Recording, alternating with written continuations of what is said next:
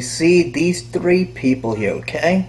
Roger Stotts, Erica Johnson, Sec, David or Dennis Kirkpatrick. Okay, now look at this. Look at where the fraud comes in.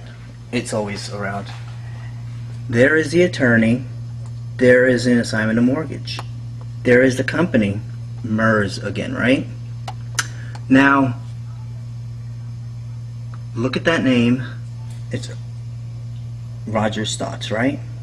And he works for MERS. He's signing as a vice president of MERS. Come over here. This is the affidavit for IndyMac. There he is, Roger Stotts of IndyMac, authorized on behalf of IndyMac. I have personal knowledge of the facts and forth herein, right? I am custodian of the business records and a plaintiff concerning the note, security instrument, blah blah blah. We all have all that, right?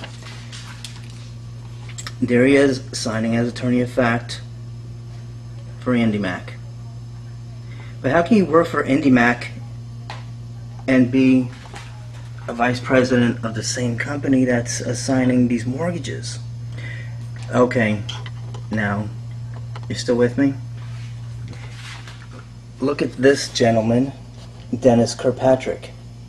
So far we've accomplished, both of these parties work for MERS, are signing their own loans from one company, a separate company other than IndyMac or One West, who they are now. Now, this is where I connected the dots between these three parties. Okay, this is the affidavit of attorney of fact for One West.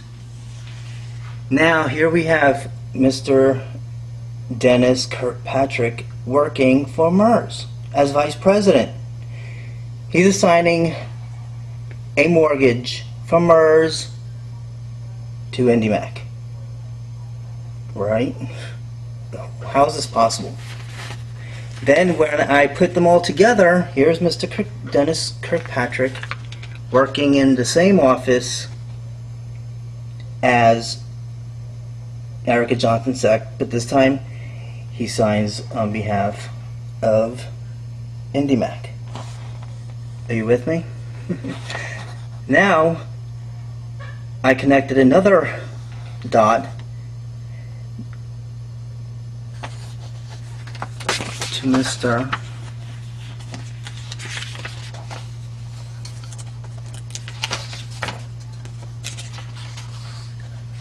Roger Stotts and Dennis Kirkpatrick, both of them working for MERS. But they have affidavits that they work for IndyMac. IndyMac is always in California. You see that? Pasadena. But somehow they are being notarized in Williams, Texas.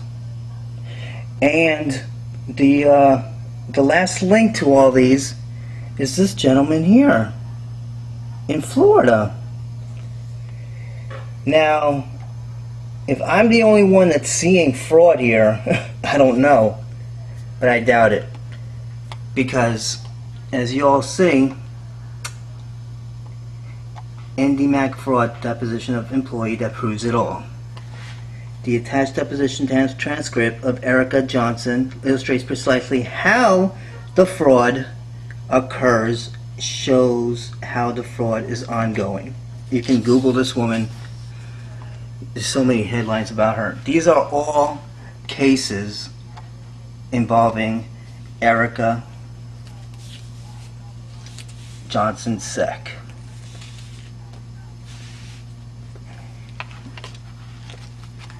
So there you have it, gentlemen, ladies and gentlemen, how IndyMac, pretty much every bank, is defrauding is committing fraud all over the United States.